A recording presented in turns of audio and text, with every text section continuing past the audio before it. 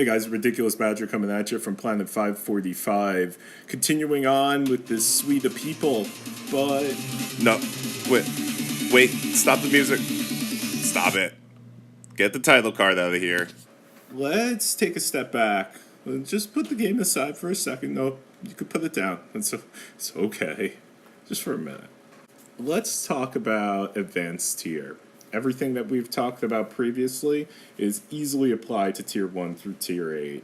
But once Advanced Tier come on the scene, they put things into a little bit of an upset that we're going to have to account for. Krylar from the Theory Crafters has been working on an additional deck to explain some of the more technical aspects of the weekend effect. We've gone over this stuff before. You know this stuff. I'll put a link in the description below, but I'm not here to read PowerPoint presentations, dude. It's like the lowest form of presentation that there is. So as soon as Krylar gives me the go-ahead, I will put the link in the description below, and you can check it out. Advanced Tier has a Deputy class, and the Deputy class shows us that the buffs and the debuffs of Restraint are actually independent of each other. For Advanced Tier, what makes it so interesting is you've got that Deputy class, and you can restrain utilizing either the primary class or the Deputy class. So you are able to attempt to restrain two different troop types at once. That sounds nice in theory, but it doesn't exactly work out that way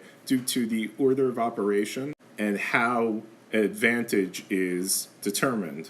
If either of your troop types, your main or your deputy, restrain the opposing troop type, then you gain the buffs from strength and weaken effect. You could get extra damage, you could get extra accuracy, you debuff the enemy's accuracy and damage, so you could get into a situation at 400% strength and weaken where you take no damage. But the issue comes into play if the opposing troop type can restrain your main troop type. If the opposing troop type can restrain your main troop type, then you will still get the buffs from the weaken effect. You will still do extra damage and you will still have extra accuracy.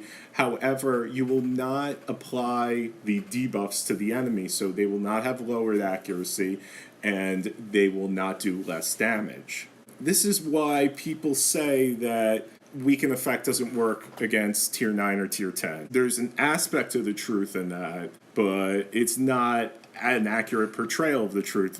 For example, Walker restrains infantry, but the Tier 9 and Tier 10 infantry have an air subclass, and that air deputy class restrains the Walker. Walker does restrain the main class of Tier 9 infantry, which is infantry.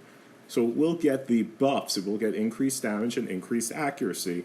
However, as the infantry's deputy class is air, and air restrains the opposing troop type's main class, Walker, therefore the debuffs are not applied to the Tier 9 infantry unit. It doesn't have lowered accuracy and it doesn't have lowered damage. So that is why Tier 1 through 8, utilizing strength and weaken effect, are not invincible against Tier 9. Now, by the same token, as the Death Angel's deputy class, Air, restrains Walker, the Death Angel could also utilize that strength and weaken effect. But as the Walker restrains the main class infantry, again, the Death Angel cannot have the debuffs applied to the Walker. Now, things get a little bit messier when we are talking about Tier 9 and Tier 10 versus each other, but essentially it's the same thing. You first take a look and you see for each side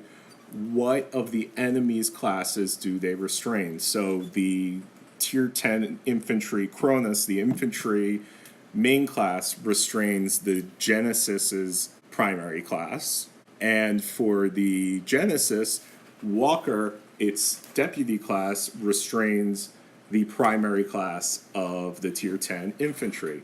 So once again, a situation where they actually restrain each other, and either one could take advantage of strength and weaken or resistance weaken. However, each side will only get the positive effects. None of the negative effects will happen, So you won't get that scenario that most of the time you're aiming for where you take 0 damage. Now when we get to tier 11, the matchups with classes and deputy classes are switched around. So tier 1 through tier 8 can fully restrain the tier 11. In this case with infantry, infantry restrains airship. The tier 11 air's deputy class doesn't change anything here. It's the same troop type as the type which can restrain it. And it's the same reason why tier 9 and tier 10 can restrain tier 11. So without going through every single scenario, you walk yourself through the steps, because you could figure this out yourself. You don't need me to ramble at you forever.